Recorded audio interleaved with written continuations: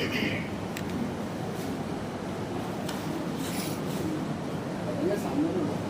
حول ولا قوة إلا بالله العلي العظيم. أعوذ بالله من الشيطان اللعين الرجيم. بسم الله الرحمن الرحيم. الحمد لله رب العالمين بارئ الخلائق أجمعين وباعث الأنبياء والمرسلين. إياك نعبد وإياك نستعين. والصلاة والسلام على سيدنا ونبينا وشفيع ذنوبنا وطبيب نفوسنا مولانا أبي القاسم محمد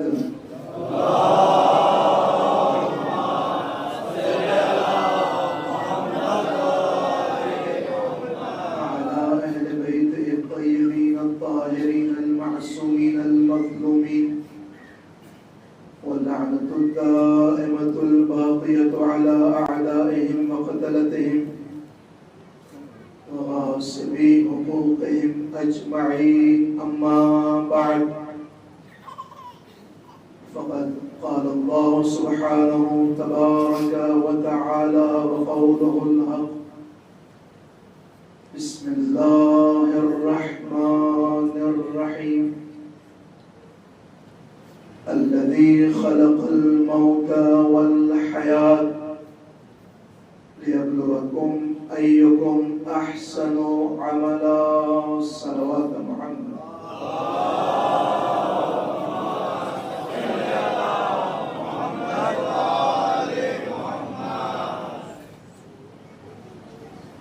عزیزان محترم،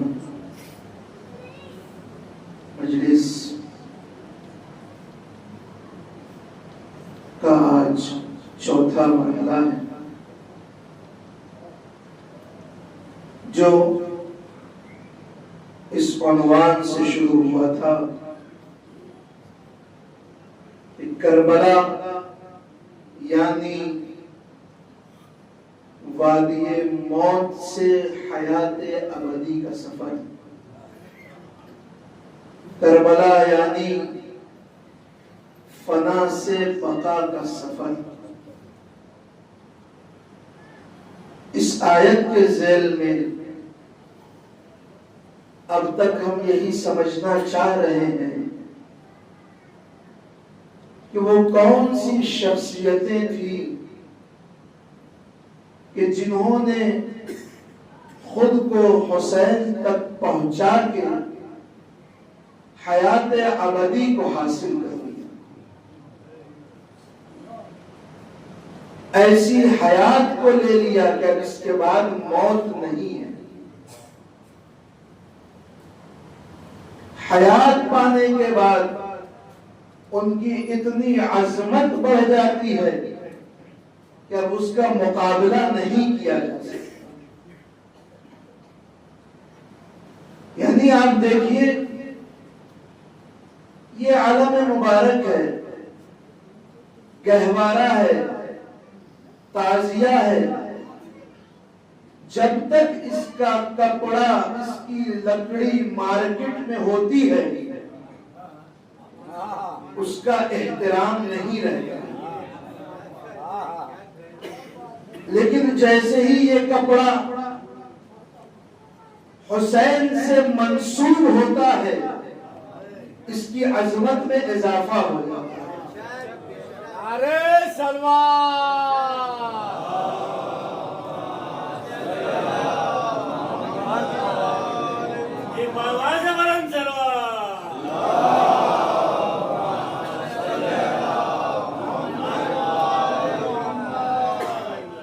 جب تک اہل بیت کے در تک نہیں آیا تھا بے عظمت تھا. اسے خریدا جاتا تھا، اسے کیلو کے بھاؤ خریدا جاتا تھا، میٹر سے خریدا جاتا تھا. لیکن جب یہ شے اہل بیت کے دروازے پر آ گئی، یہ عظمت پا جاتی ہے. ہر ایک اس کا احترام کرتا ہے. یہ میں اس کے بارے میں بتا رہا ہوں جو غیر جاندار ہے، جان نہیں رکھتا، لیکن ان افراد کے بارے میں سوچئے جن کے استقبال میں حسین بڑھتے رہے ہو، جن کو حسین نے خط لکھ کر بلایا ہو، جن کے استقبال میں حسین بڑھے ہو. ذرا ان کی عظمت کا اندازہ لگائیے. ایک غیر جاندار چیز جو حسین سے منسوب ہوتی ہے اتنی باعظمت ہوتی ہے، لیکن وہ افراد جنہوں نے اپنی جان نچھاور کر دیا ان کی کیا عظمت ہوگی. آج جس شخصیت کے بارے میں گفتگو ہونی وہ خاص طور سے ہمارے جوان بھائیوں کے لیے ہوگا. وہ شخصیت وہ ہے، میں کل بھی بیان کیا تھا کہ کربلا عزیزان محترم اگر کامیابی کے 200 راستے ہیں، کربلا اس کے اوپر 1000% اپڈیٹ. اس لیے کہ کربلا میں حسین نے بالکل بھی تشنگی نہیں چھوڑا ہے کہ کوئی آ کر کہہ دے کہ میرے لیے کوئی نمونہ عمل نہیں تھا. نہیں، ایک گہوارے سے لے کر 90 برس کا آدمی موجود ہے، ہر ایک نمونہ موجود ہے. کوئی نہیں کہہ سکتا، ہر ایک رشتہ موجود ہے. کوئی نہیں کہہ سکتا کہ کربلا میں نہیں بتایا گیا. آج جس شخصیت کے بارے میں گفتگو ہے وہ شخصیت دوستی کا درس بتاتی ہے. شخصیت دوستی کا درس دیتی ہے. کس کے ساتھ ہمیں دوستی کرنا ہے، کس کے ساتھ دوستی نہیں کرنا ہے. دوستی کی تعریف کیا ہے، دوستی کا معیار کیا ہے، دوستی کا ملاک کیا ہے، دوستی کی حد کیا ہے، شخصیت ہمیں بتاتی ہے. عزیزوں، ہمارے امام فرماتے ہیں کہ دوست ایک شیشے کے مانند ہے، جو اس کے سامنے جائے گا جیسا ہوگا ویسا بتائے گا. یہ ہے دوست. لیکن اگر دوست آپ کے عیب کو چھپا رہا ہے، آپ کی تعریف کر رہا ہے، وہ دوست نہیں ہے، منافق. دوست نہیں ہے. آپ کے عیب کو آپ کے سامنے بتا دے، یہ ہے دوست. آئینہ یہی کرتا ہے، جو جیسا اس کے سامنے جائے گا ویسا ہی بتاتا ہے، فلٹر کر کے نہیں دکھاتا. کوئی موبائل کا کیمرہ سیلفی نہیں ہے کہ فلٹر کر کے دکھائے گا، نہیں، آئینہ جیسا ہے ویسا بتائے گا. امام فرماتے ہیں بدبخت ہے وہ شخص جس کا کوئی دوست ہو. دوست بناؤ، اپنا ہمراز مت بناؤ. سب امام فرماتے ہیں دوست بناؤ، اپنا ہمراز مت بنانا. اس لیے کہ جب دشمنی ہوگی یہی ہوگا جو آپ کے راز کو فاش کرے. لہذا دوستی ایک بہت اہم پوائنٹ ہے عزیزان محترم. اسی لیے فارسی میں حکایت ہے کہ دوست یار بد بدتر بود از مار بد، کہ ایک برا دوست ایک زہریلے سانپ سے بدتر ہوتا ہے. کیوں؟ اس لیے کہ مار بد تنہا جان زند. اس لیے کہ ایک زہریلا سانپ صرف آپ کی جان لیتا ہے، لیکن یار بد جان زند ہم ایمان زند. لیکن جو برا دوست ہوتا ہے وہ آپ کی جان بھی لیتا ہے، ایمان بھی لیتا ہے.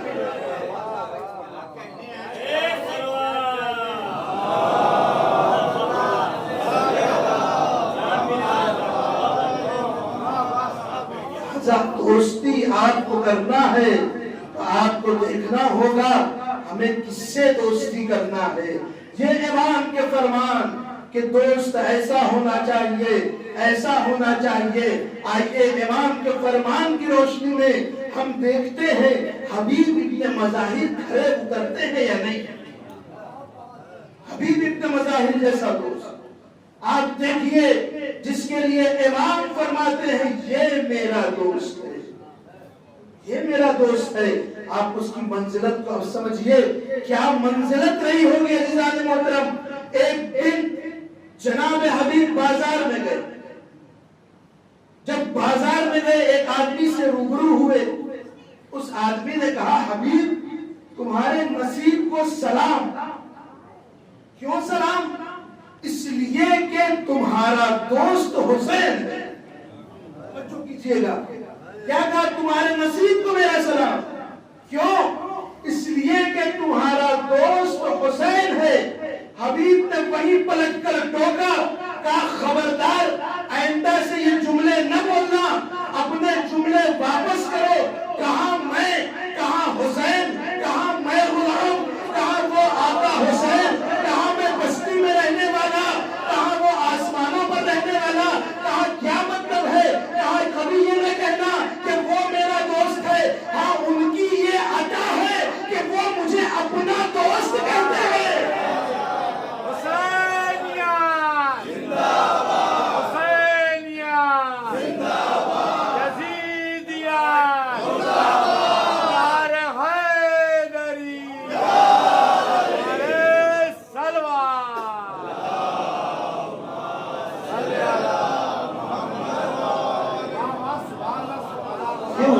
کرم ہے کہ ہم غلاموں کو انہوں نے دوست کہا.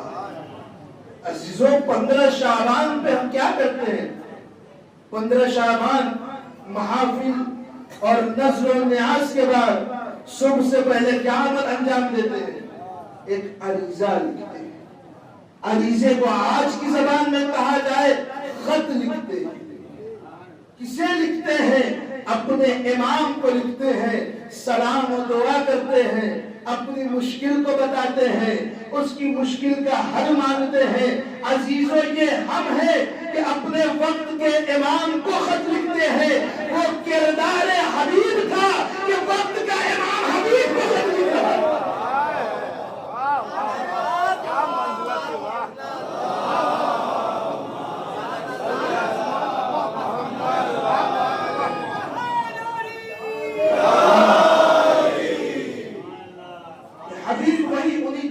شخصیتوں میں سے ایک ہے جس میں سے کل ایک کا ذکر ہو چکا. آج دوسری شخصیت حبیب ابن مزاحم. آئیے تھوڑا سا سین کریٹ کیا جائے کہ آخر یہ خط لکھنے کا ماجرا شروع کیسے ہوا. خط کیسے لکھنا شروع ہوا؟ 3 محرم ایک دشمن کا لشکر وارد کربلا ہو رہا. اور جب دشمن کا لشکر آتا ہے تو یوں ہی نہیں کہ بس گاڑی آئی اور رک گئی. نہیں، یہ فوجی جو ہوتے ہیں اپنے قدم کو زمین پر مارتے ہیں. آج بھی یہ پریڈ ہے، آج بھی یہ فوجی کرتے ہیں. کیوں؟ تاکہ اس سے دشمن دہلے، دشمن ڈرے. یہ فوجیں جب ہزار کا لشکر آتا تھا زمین کربلا لرزتی تھی. ان آوازوں کو سن کر زینب پوچھا کرتی تھی اب کون آیا؟ پتہ چلا عمر سعد کا لشکر آیا. اب کون آیا؟ پتہ چلا حرملہ کا لشکر آیا. اب کون آیا؟ پتہ چلا شمر ابن ذوالجوشن آیا ہے. عزیزان محترم یہ ساری لشکر جب آتے رہے اب جناب زینب نے اپنے بھائی کو بلا کر کہا تھا بھیا کیا آپ کا کوئی چاہنے والا نہیں ہے؟ ایک مرتبہ امام نے کہا ہاں بہن ایک چاہنے والا ہے، ابھی میں اس کو خط لکھ کر بلاتا ہوں. مولا خط لکھ کر بلانے کی کیا ضرورت ہے؟ یہ پریشانی اٹھانے کی کیا ضرورت ہے؟ آپ معجزہ کر سکتے ہیں. آپ فرات کو حکم دیں، اس پہ طغیانی آئے گی، ان کو بہا کر لے کر چلی جائے گی. آپ آسمانوں کو حکم دیں، ان پر عذاب نازل ہو جائے گا. آپ زمین کو حکم دے دیں، ان کو نگل جائے گی. آپ یہاں پر معجزے کر سکتے ہیں. شاید امام جواب دے اے میرے چاہنے والے یہی تو میں بتانا چاہتا ہوں. کربلا میں معجزے سے نہیں جیتنا چاہتا، حبیب کے کردار سے جیتوں گا.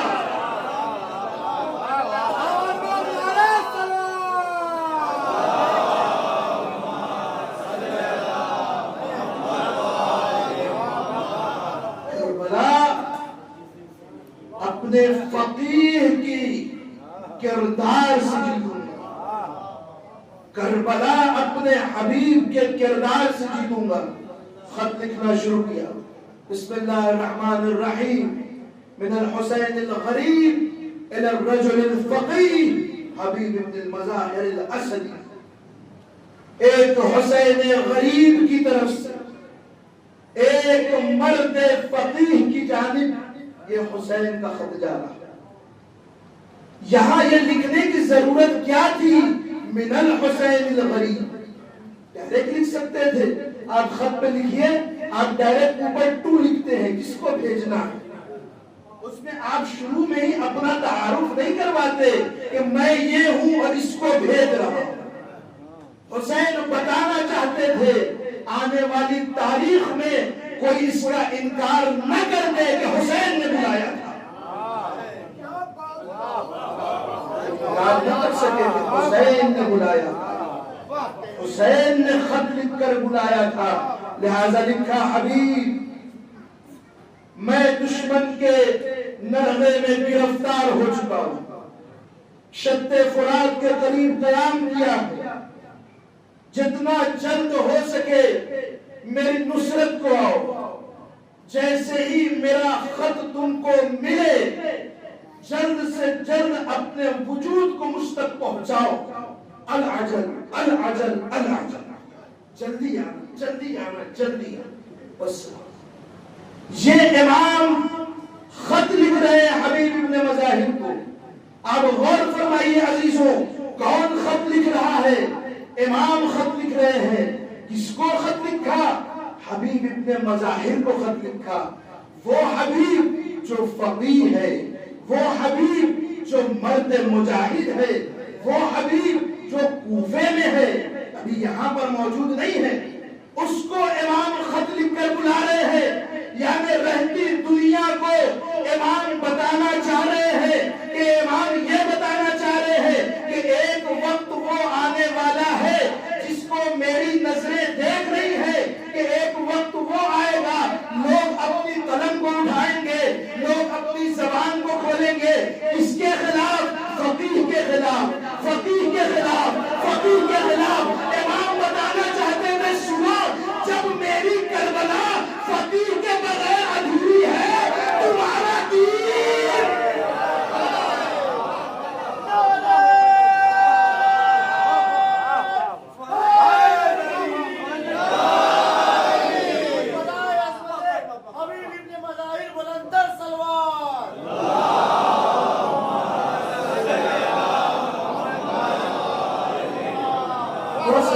سہارا دے کے تھوڑا دعا آگے آگے چلے آئیے۔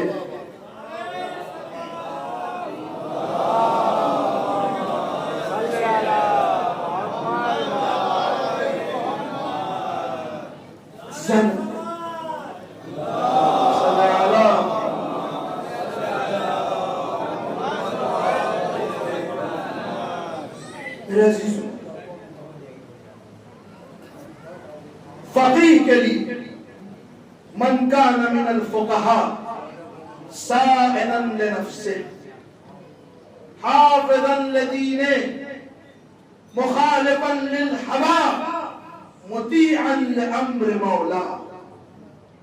گھر امام فرماتے ہیں فقیہ وہ ہوتا ہے کہ جو اپنے ہوائے نفسانی پر کنٹرول رکھتا ہے۔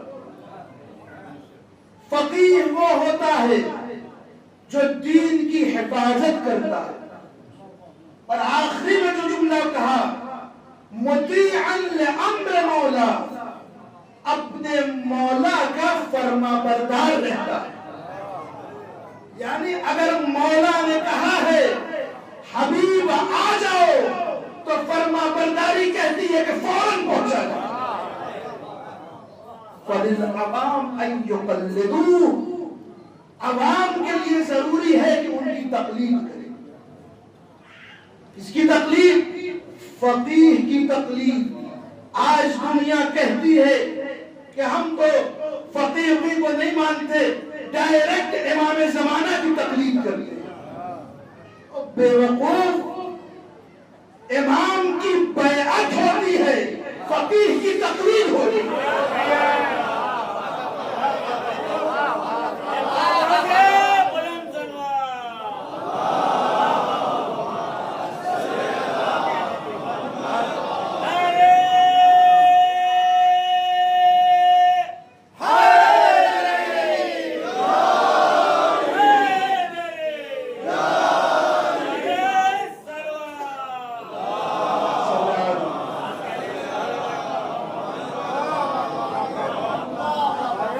فقیہ کی تقلید ہے، بیعت امام کی ہے.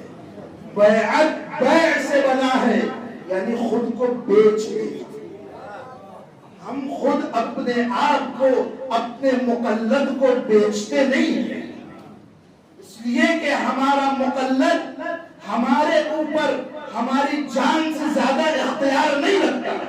یہ اختیار امام کو حاصل ہے، اس لیے ہم اس کی بیعت کرتے ہیں اور مقلد کی تقلید کرتے ہیں، فقیہ کی تقلید کرتے ہیں.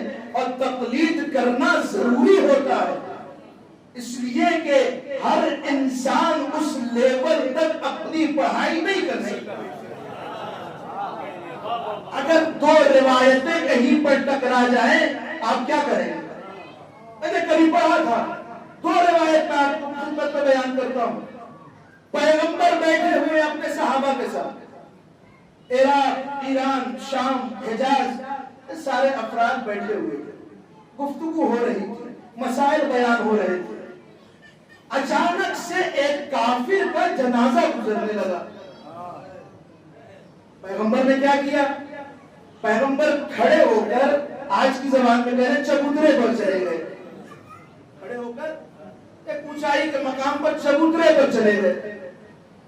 اب وہ جو دور دراز کے افراد تھے ان کو جانے کی جلدی تھی. اب وہ پیغمبر کا انتظار نہیں کرتے ہیں، چلے جاتے ہیں.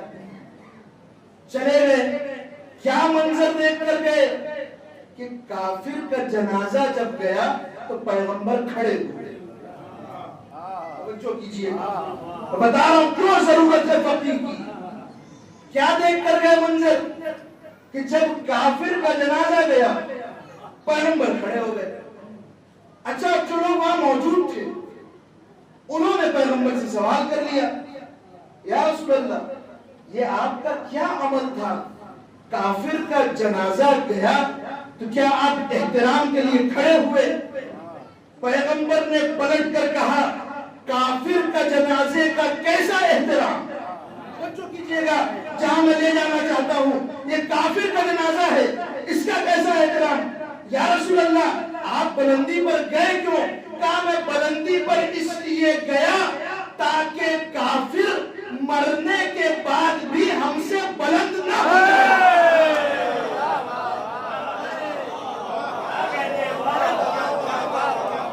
توجہ کیجئے گا، لبیک کامنائے، لبیک کامنائے، لبیک کامنائے، لبیک کامنائے، لبیک سیستانی، لبیک سیستانی، لبیک سیستانی، لبیک سیستانی، نعرہ حیدری، نعرہ سلوان.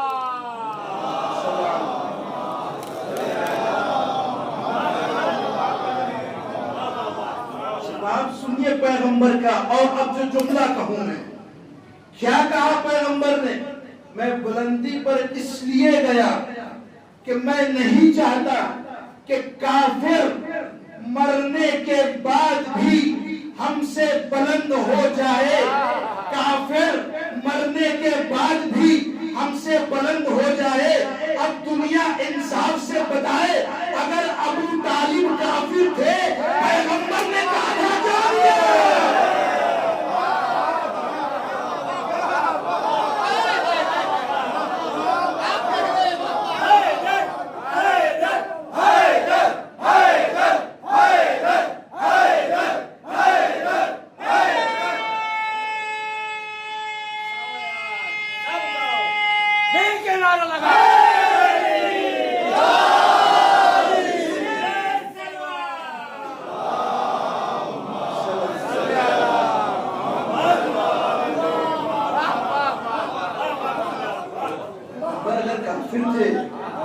رسول کو یہ حق نہیں تھا کہ انہیں اپنے سے بلند کرتے.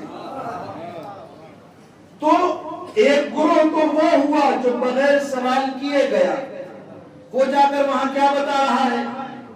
کافر کا جنازہ گزرا تو پیغمبر احترام کے لیے کھڑے ہوئے.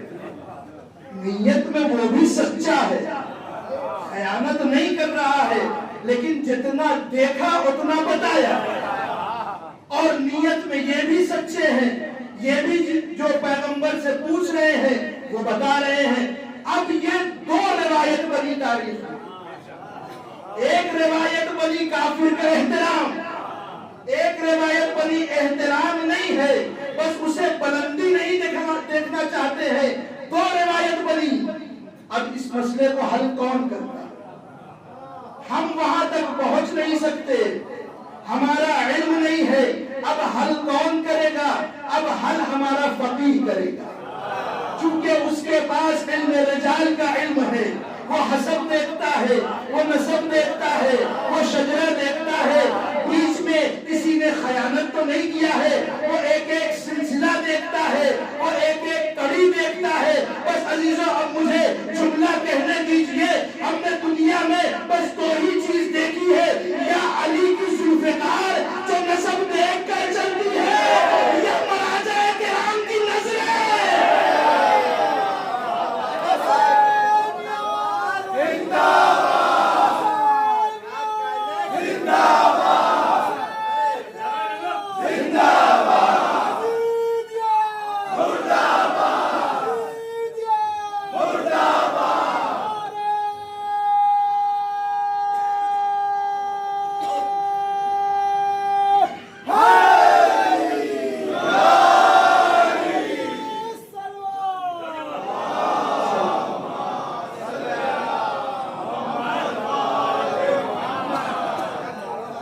فیصلہ کون کرے گا کہ جس کا نسب صحیح ہے، کون سی حدیث معتبر ہے، کون سی حدیث نامعتبر ہے، یہ کون فیصلہ کرے گا؟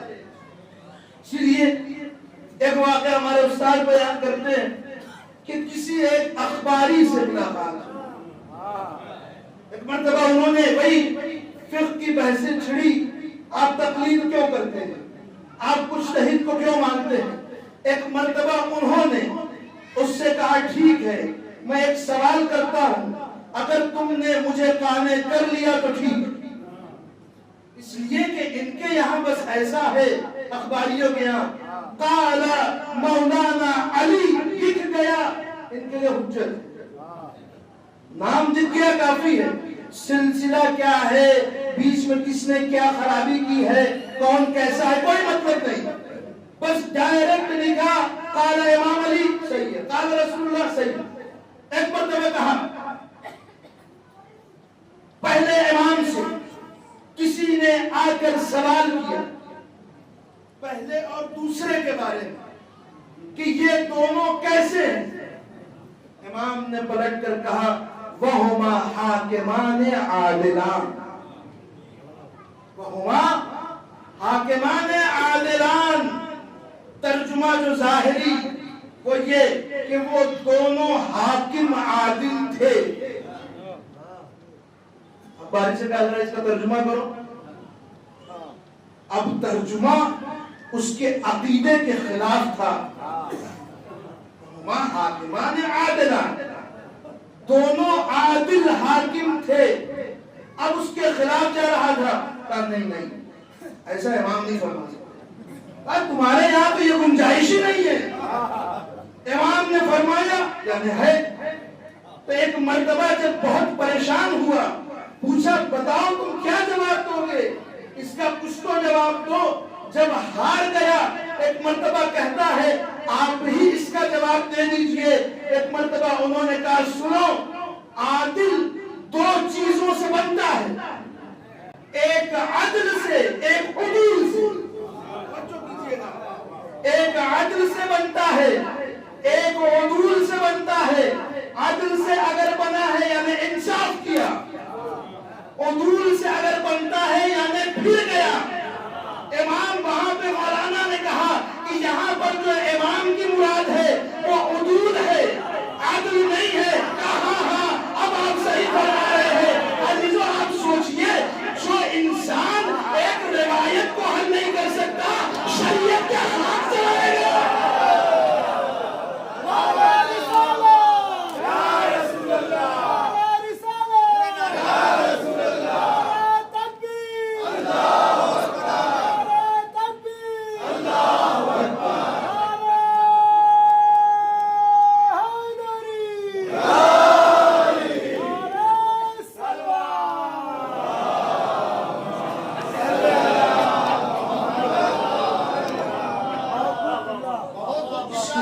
فقیہ کا ہونا ضروری ہے، بیچ میں ہو جو ہر زاویے پر نظر رکھتا ہو اور ہمیں اصل اور حقیقی اور صحیح چیز پہنچائے۔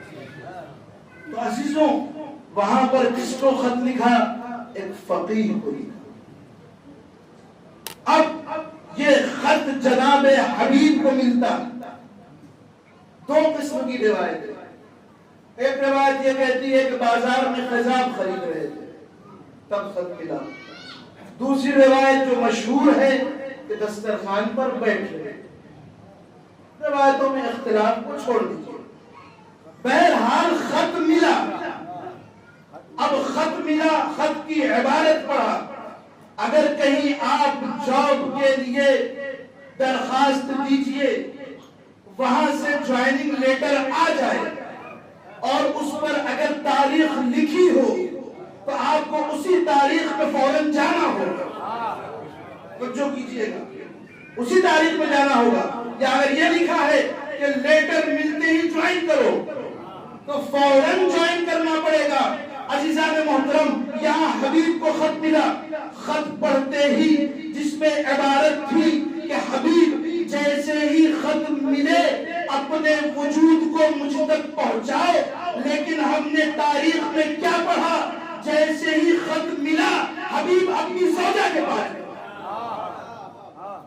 ہونا چاہیے تھا خط ملا، باہر خط ملا، فوری طور پر وہیں سے نکل جاتے کربلا کے، لیکن نہیں، وہاں سے جاتے ہیں اپنی زوجہ کے پاس۔ عزیزان محترم، یہی تو یہاں کے اوپر جناب حبیب سمجھانا چاہتے ہیں۔ دیکھو، فقیہ وہ نہیں ہوتا جو صرف خود کامیاب ہو، فقیہ وہ ہوتا ہے جو دوسروں کو بھی کامیاب ہو۔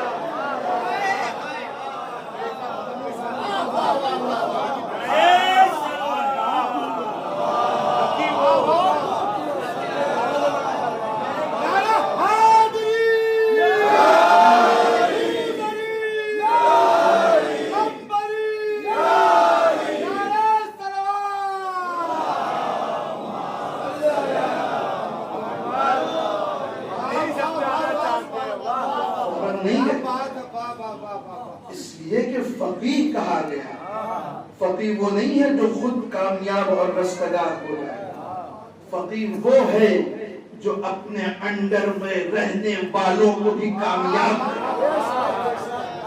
ہمارے فقیہ صرف خود کامیاب نہیں ہو رہے ہیں بلکہ اپنے علم اور فتاوی کے ذریعے سے ہماری کامیابی کا بھی راستہ فراہم کر رہے ہیں۔ یہ ہے فقیہ، یہ ہے فقیہ۔ زوجہ کے پاس گئے، زوجہ کے پاس جانے کے بعد ایک مرتبہ کہا مولا کا خط آیا۔ کیا لکھا ہے؟ کہا مولا وہاں پر نرغے آدم میں گرفتار ہو چکے ہیں، مجھے وہاں پر جلدی سے بلایا ہے، تو پھر میں تمہاری فکر کرتا ہوں۔ توجہ کیجئے، ایک فقیہ کہہ رہا ہے میں تمہاری فکر میں لگا ہوا ہوں۔ عزیزان محترم، یہاں پر آخر جناب حبیب بتانا کیا چاہتے ہیں؟ میں تمہاری فکر میں لگا ہوا ہوں۔ ایک مرتبہ کیا کیا؟ اپنی چادر کو دیا، حبیب لو پہنو۔ توجہ کیجئے گا، حبیب لو تم چادر پہنو، میں نصرت حسین کے لیے جاتی ہوں۔ عزیزوں، جب یہ اظہار خیال کیا، یہاں کے اوپر حبیب نے خدا کا شکر ادا کیا، اے پالنے والے، میں جاتے جاتے اپنی بیوی کو بھی حسینی بنا گیا۔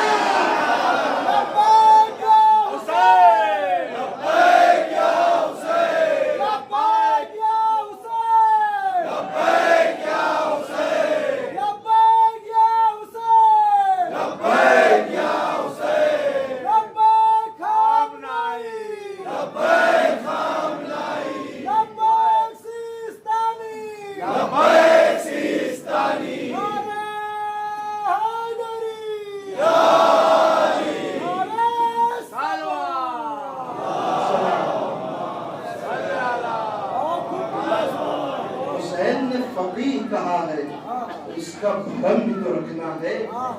جاتے جاتے ایک شخصیت کو اور پہچانواتے جاؤ، اس لیے کہ بعد میں بیوی پر حرف آ جاتا ہے.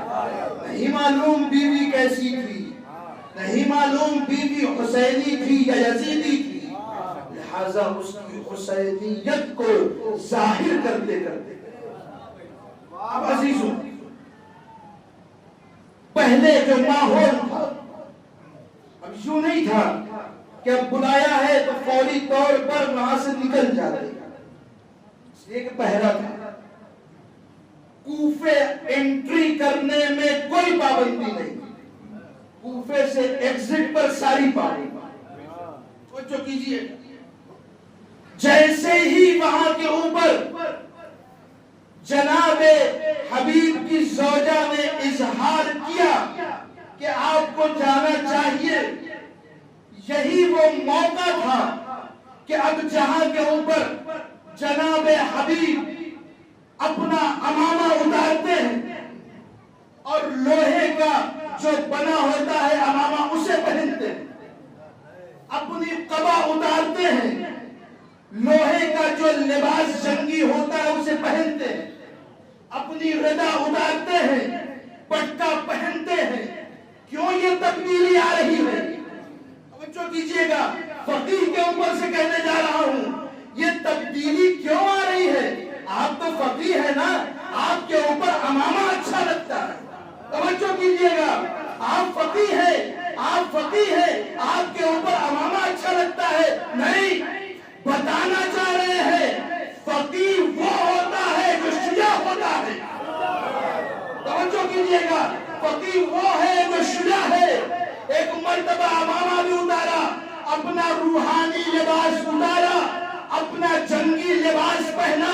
بتانا کیا چاہتے ہیں کہ ہر زمانے میں جب دنیا کو اسلام کو ضرورت ہوگی تو فقیہ اپنا روحانی لباس اتارے گا، جنگی لباس پہنے گا. عزیزان محترم، یہ ہمیں وہاں پر سمجھا گئے کہ جب تک ہمارے مراجع کرام مسند پر بیٹھے ہیں آیت اللہ ہے، میدان میں گئے تو نصر اللہ ہے.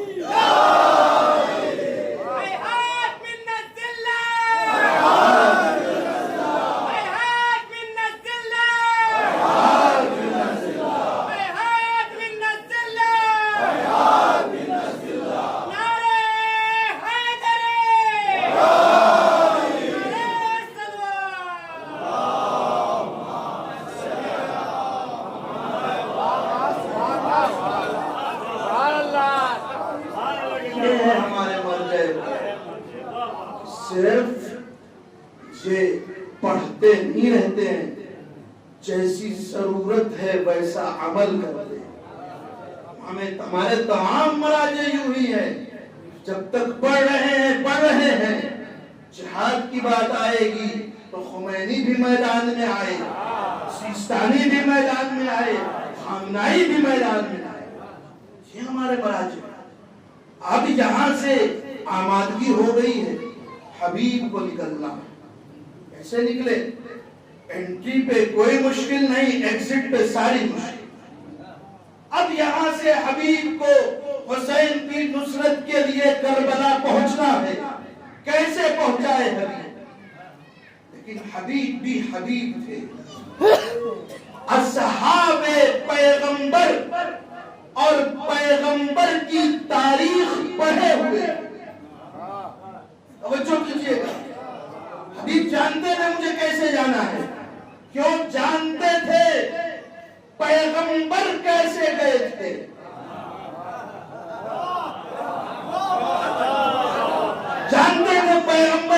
گئے تھے؟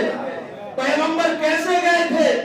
ایک مرتبہ تاریخ لکھتی ہے پیغمبر نے سورہ یاسین کی تلاوت کیا، اور یاسین کی تلاوت کرنے کے بعد ان کے درمیان سے نکل گئے، انہیں پتہ تک نہیں چلا۔ جناب حبیب بھی خوب جانتے تھے کہ یہ سورہ یاسین زندوں کو مارنے کے لیے نہیں ہے، بلکہ سورہ یاسین اس لیے ہے کہ بعد یہ موت سے اٹھ کر حیات لینا ہے۔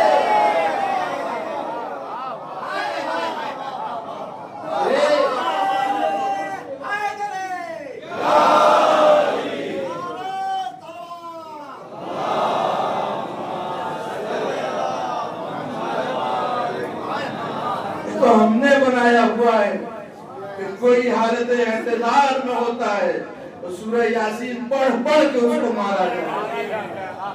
قرآن زندہ کرنے کے لیے ہے، مارنے کے لیے نہیں۔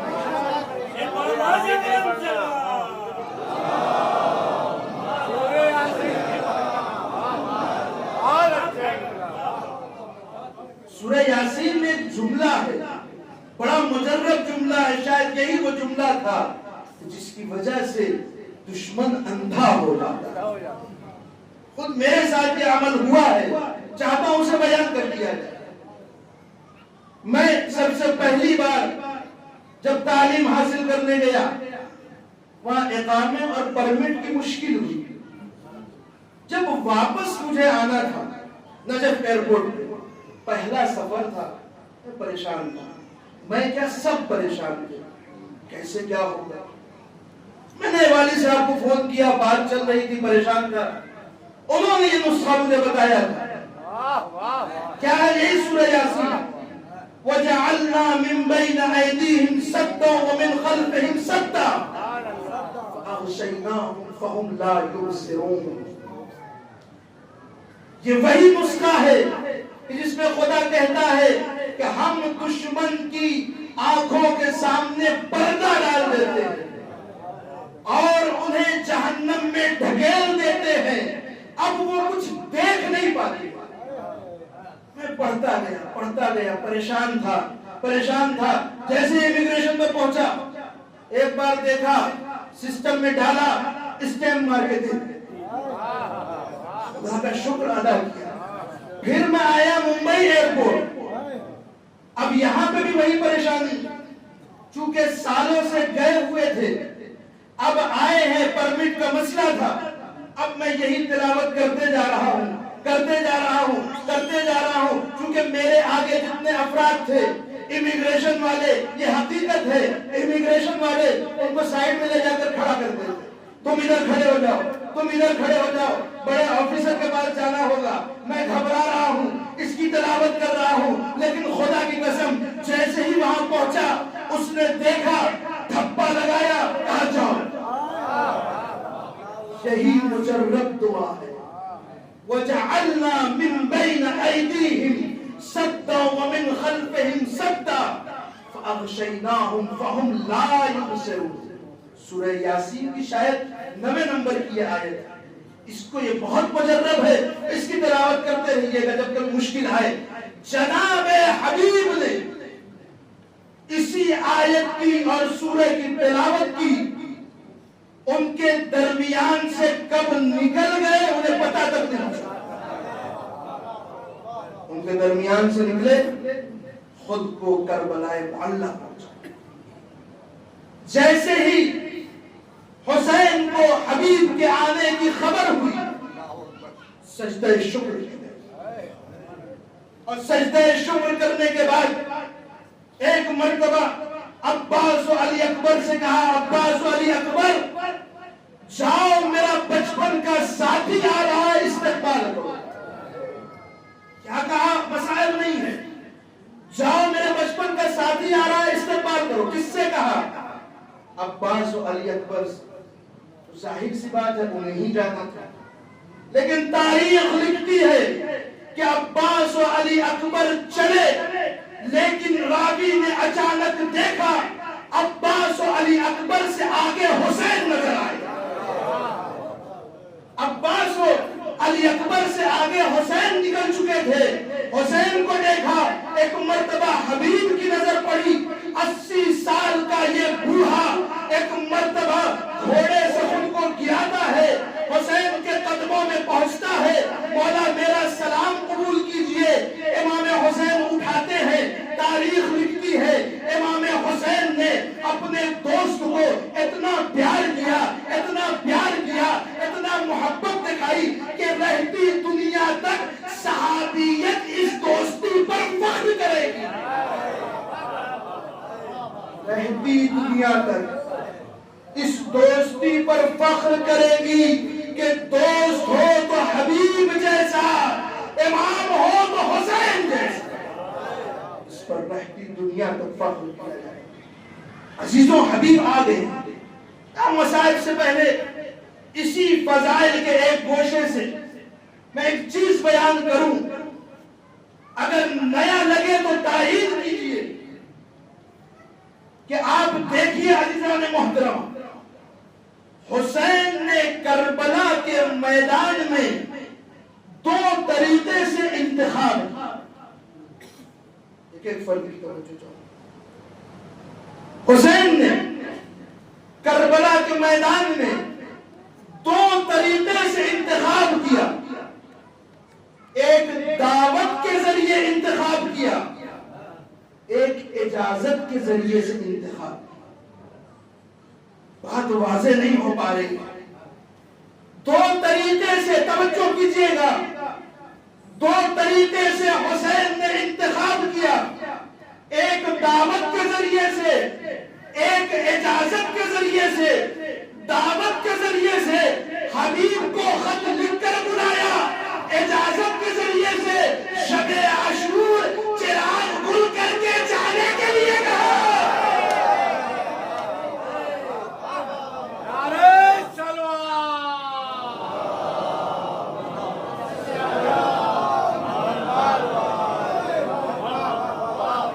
وہ طریقے سے انتخاب ہے. ایک انتخاب تو یہ ہے حبیب میں چاہتا ہوں آ جاؤ. دوسرا انتخاب اجازت دے کر ہے کہ میری طرف سے تم کو اجازت ہے, اگر تم چاہتے ہو تو رک جاؤ. 2 طریقے سے حبیب آ جاؤ, تم چاہتے ہو تو رک جاؤ. یعنی حبیب کو حسین نے چنا اور دیگر اصحاب خود حسین سے خود کو چنوا رہے ہیں. یہ 2 طرح کا انتخاب دیکھا گیا کربلا. ایک دعوت سے انتخاب ہوا ہے, ایک اجازت سے انتخاب ہوا. یہ ہے کربلا, یہ ہے فقاہت.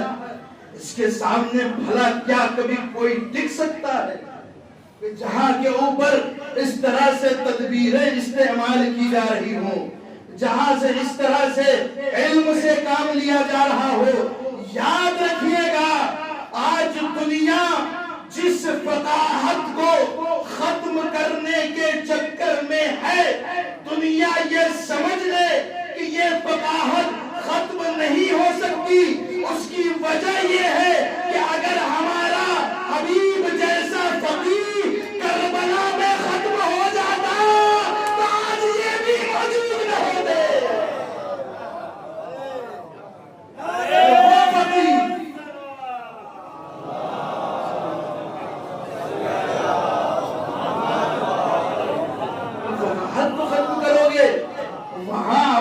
فقیہ نے وادی موت سے اٹھ کر حیات کو گلے لگایا. اب رہتی دنیا تک یہ فقاہت, یہ مرجعیت باقی رہنے والی ہے. اس پہ کوئی حرف نہیں آنے والا ہے. تم چاہے کچھ کر لو. آج یہ امریکہ اور اسرائیل مختلف سالوں سے, چند سالوں سے کہیں نہ کہیں حملہ کر رہے ہیں. کبھی عراق کے اوپر, کبھی شام کے اوپر, اور اس مرتبہ ایران کے اوپر. عزیزان محترم, یہ ان کو کچھ اصل میں اپنے اجداد کا یاد نہیں رہا. ان کو اپنے اجداد کا یاد نہیں رہا. یہ ابھی تک ان لوگوں کو اپنی اپنی جیب میں رکھے ہوئے تھے کہ جیسے ہم استعمال کر لیں، ہم چاہے جو کر لیں۔ عزیزوں بس ایک جملہ یہاں کہوں گا، اب تک یہ ہر جگہ جنگ کر رہے تھے، لیکن ایران میں آنے کے بعد اس جنگ سے شکست کھاتے ہیں۔ کیوں ایسا ہوا؟ اصل میں مسئلہ یہ تھا، اب تک جہاں جنگ کر رہے تھے وہ 39 دن والے تھے، اب جہاں آئے ہیں یہ 40ویں دن والا ہے۔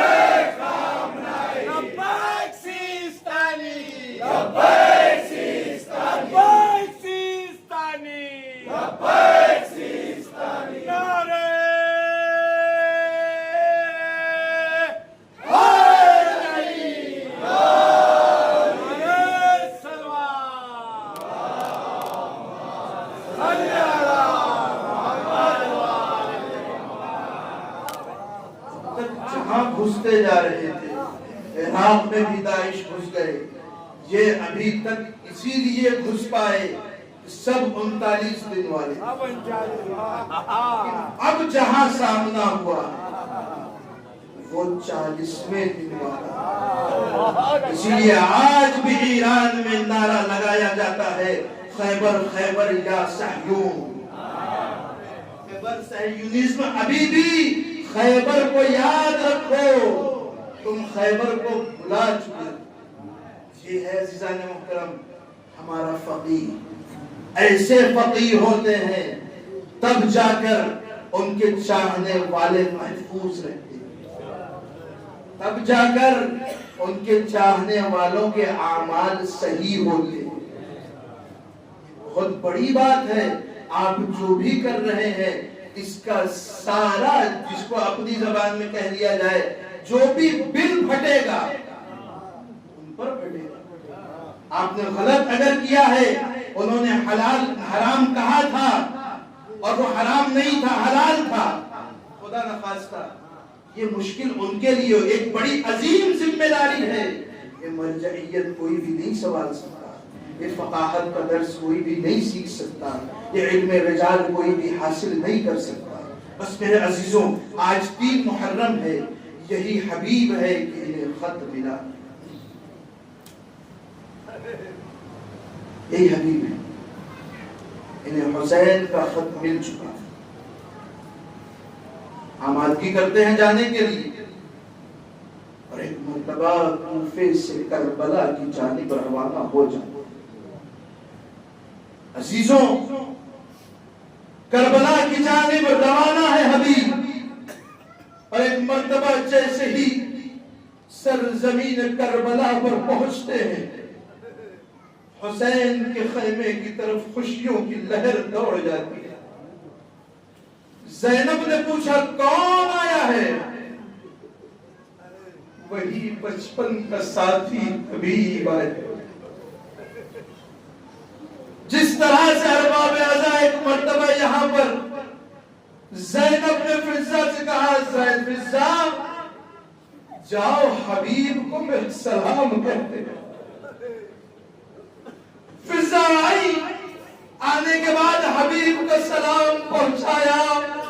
حبیب نے ارباب اعضاء خاک کو اپنے سر پر ڈالا، آج علی کی بیٹی اس عالم میں آ گئی ہے کہ غلام کو سلام کرے۔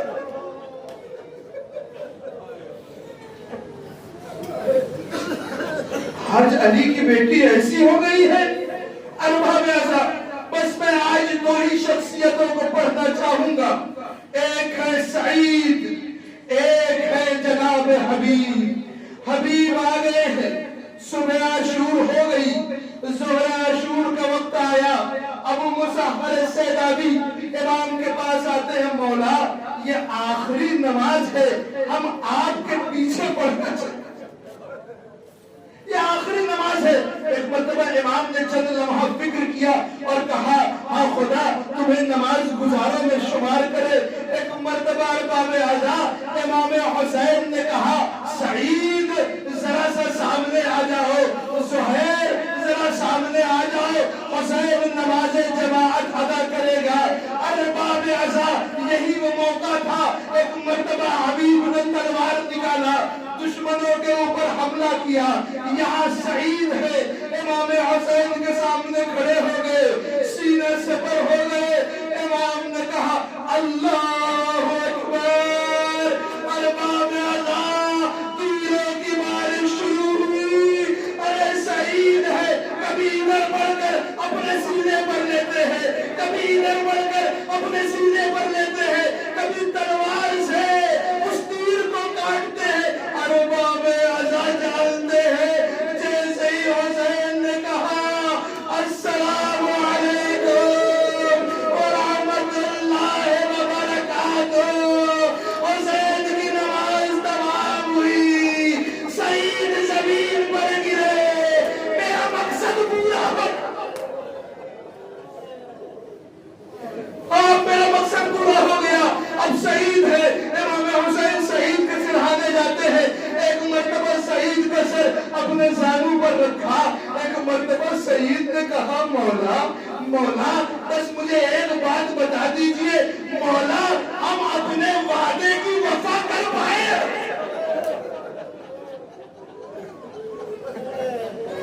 اے مولا ہم نے اپنے وعدے کی وفا کیا ہے یا نہیں؟ ایک مرتبہ مولا نے کہا ارے تم نے اپنے وعدے کی وفا کر دیا، مجھ سے آگے آگے جنت میں جا رہے ہو۔ ابھی یہ گفتگو ہو رہی تھی، حبیب کی آواز آئی اے مولا خدا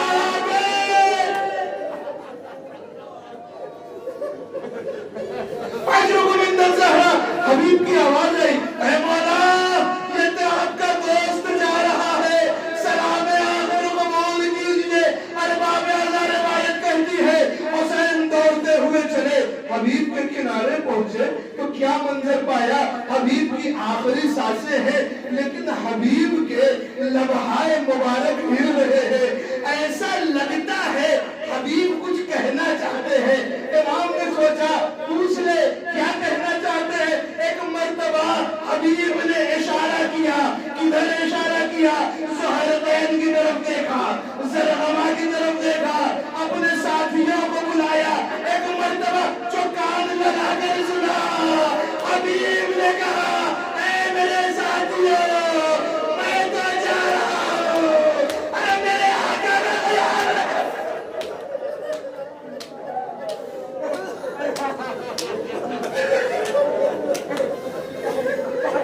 میں تو جا رہا ہوں، میرے آقا کا خیال رکھنا۔ ارباب اعضاء، ارے یہ جملہ حسین نے سن لیا، حسین کا دل تڑپ گیا۔ ایک مرتبہ بیٹھے، حبیب کا سر اپنی آغوش میں لیا۔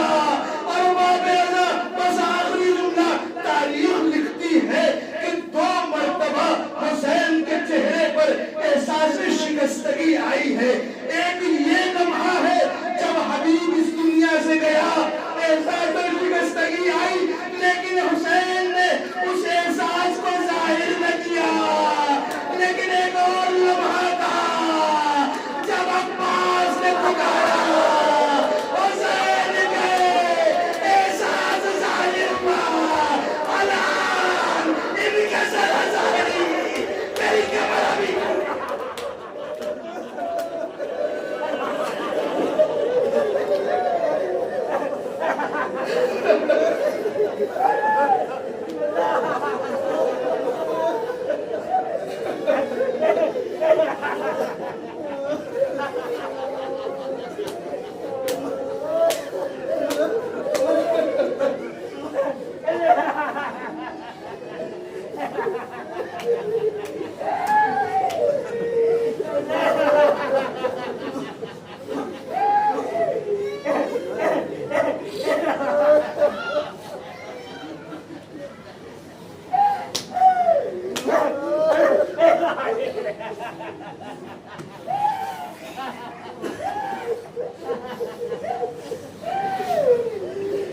اللہ